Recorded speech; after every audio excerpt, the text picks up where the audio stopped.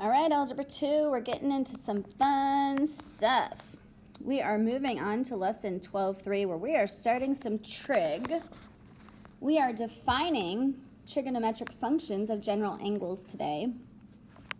And the first thing we want to look at is how these angles are made. So I'm going to just draw them up here on the top. If I have a point here, we know that points can be written as xy. Well, when we're talking about the angle, we now are using Greek letters called theta. We've started a little bit of Greek. And that would be the angle theta. So notice theta is going counterclockwise. All right, let's go ahead and look at another. Remember, we're moving counterclockwise. If we had one down here in the third quadrant, and that's going to be very important, we know that this is xy. So notice if I had to draw an angle, it would go all the way around.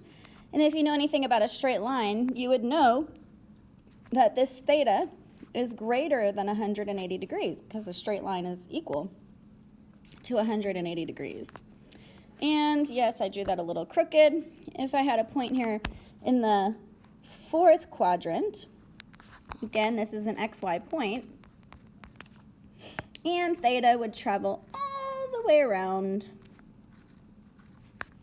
And so we know that would be greater than 270. So we're talking about x and y. And here is what we know. So we know the sine of theta is the y over r. We know cosine of theta is x over r. Now you're going to say, where are you getting r? We'll talk about that. Tangent of theta is y over x. But remember, x can't equal 0, because if I have 0 in the denominator, we know it would be undefined. Moving on, the flip of sine is cosecant. So sine and cosecant go together, and that's just the flip, r over y. And again, mathematically, they have to tell us y cannot equal 0, because then it would be undefined. The flip of cosine is secant, r over x. Again, x can't be equal to 0. And the flip of cotangent is x over y, and again, y can't be 0. So let's see what we're going with this. If I have a point, so it says, example 1, when angle theta is in standard position, its terminal side passes through -3, -4. So I'm going to encourage you first to graph -3, 1, 2, 3, -4. So I know that the graph would look like this. And now what we're talking about is if I was to drop any triangle, this would drop as a right triangle, and we always drop the right triangles to the x-axis. So if this has a distance of 3, we know it's a -3, and this has a distance of 4, we know it's a -4, because of the Pythagorean triples that your mean math teacher made you memorize, you know that this is a 3, 4, 5 triangle. And that's where they get the r. They're calling it r, the radius of the unit circle. So remember, this is traveling all the way around, and that is our theta. So the sine of theta, well, it tells us that the sine, let's see if I can make this a little smaller, is the y over r. Well, y was -4, r is 5. The cosine, -3 over 5. And the tangent we know is -4 over -3, which is 4/3. Moving on. The cosecant, well, that's easy. I'm just going to flip it, and I actually keep the negative on the top. It's fine. Either way, you could put it right on the side. The secant, we're going to flip it, -5 over 3. And the cotangent, we're going to flip the final answer, which is just 3 over 4. All right, moving on to example 2. It does say, determine which functions are defined for a 90-degree angle and their values. Well, the first thing we have to do is graph, and I know that in my Cartesian coordinate, if I was to graph a 90-degree angle, That would be right here. So we want to place the angle in a standard position and choose a point such as 0, 1. I tell my pre-calculus students that the unit circle has a unit of 1. We know that this, well, it's just a point, so we don't have a radius, we don't have a triangle, we can't do anything, so we have to look at the sine, which is y. I always write this out as cosine, sine. It does go in alphabetical order, which helps. So the sine is 1. Now it tells us that it's 90 degrees. So let's turn on our calculators. Let's first check the mode. And we need to make sure that we are in degree mode. Well, if I push the sine of 90 degrees, I do get 1. So that actually could be calculated right there for us. The cosine, well, I just told you the cosine is the x, so that will be 0. And again, I dropped my calculator. If I push the cosine of 90 degrees, assuming I am in the degree mode, I get 0.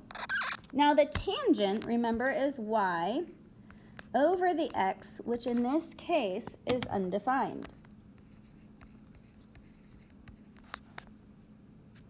All right, I'm going to write in purple because I want you to see that 1 over 1 is the same thing as 1. So when I flip that, what's the cosecant? 1. This is equal to 0 over 1. So when I flip that, I get 1 over 0, which is undefined. So the secant of theta would be undefined.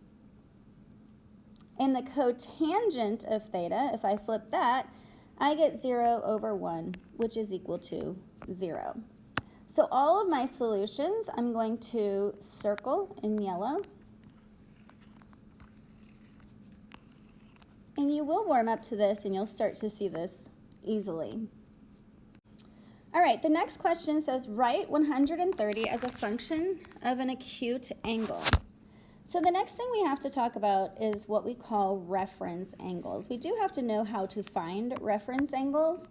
So I know that this is 180 degrees, and I know this is 90 degrees. So if I had 130, where would that be? It wouldn't quite be right in the middle, but it would be a little bit, so it'd be like right here. So we're talking about this, I need a different color. We're talking about going around the unit circle, and that's theta. And this is equal to 130 degrees. But they want us to write it as an acute angle.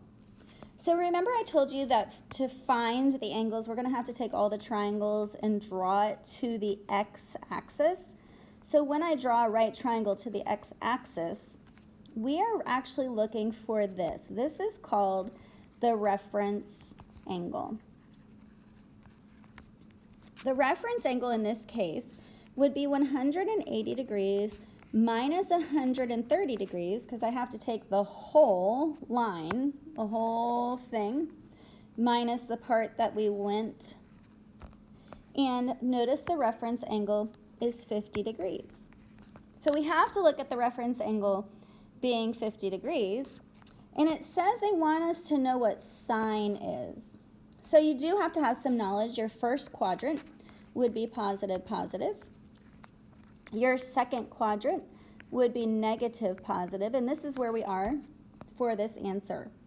So since sine is the y, I know that the sine of 50 degrees is going to be a positive angle.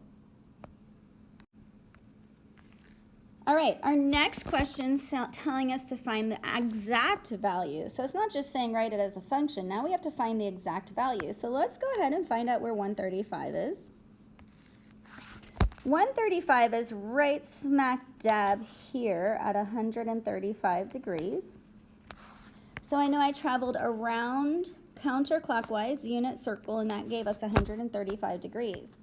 When I drop my angle, the angle that I'm actually working with is my reference angle, and that's going to be 45 degrees.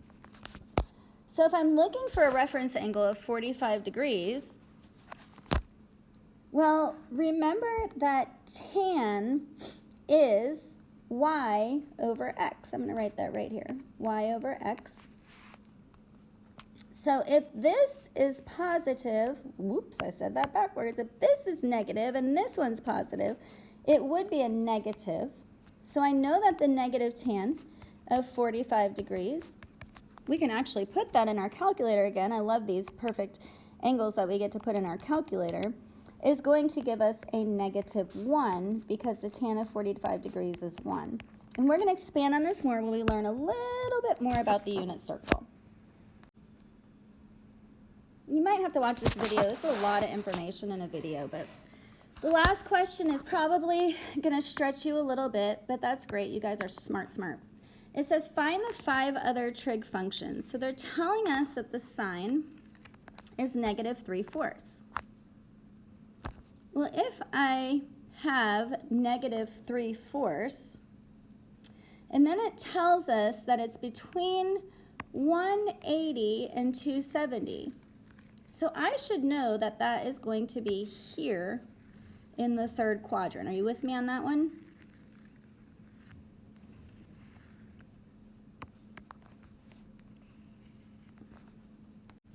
So we have to find out if sine is -3/4. Remember that this was y over r, and r was the radius. We call that the radius because I know it's somewhere here, but we call that the radius because it's going to be in this invisible unit circle that you see that I just botched because I'm not a very good artist. I made it a little better. So if the sine is -3/4, well, the easiest thing to do is to find the cosecant because we know we could just flip that to be -4/3. But to find the other angle, I have to use a squared plus b squared equals c squared. Okay, so let's just say, we also know that sine is the y, so this is going to be the y. We know that y went down to -3, and we know that this is 4. So now that I've drawn my triangle for you, you should be able to see it a little bit. We know that this would be -3 squared plus what squared equals 4 squared. 9 plus what equals 16. Wow, b squared equals 7, so b is equal to the square root of 7. And because of location, I know that that root 7 has to be a negative. So that is my x, because that's going to be right here at -7. Let me write that with a different color so you can see it. So my cosine is x, -√7 over r. My tan is the y over the x,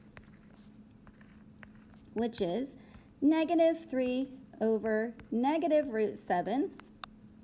Well, we have to rationalize. We have to get rid of that negative, so I'm going to multiply by √7 over √7.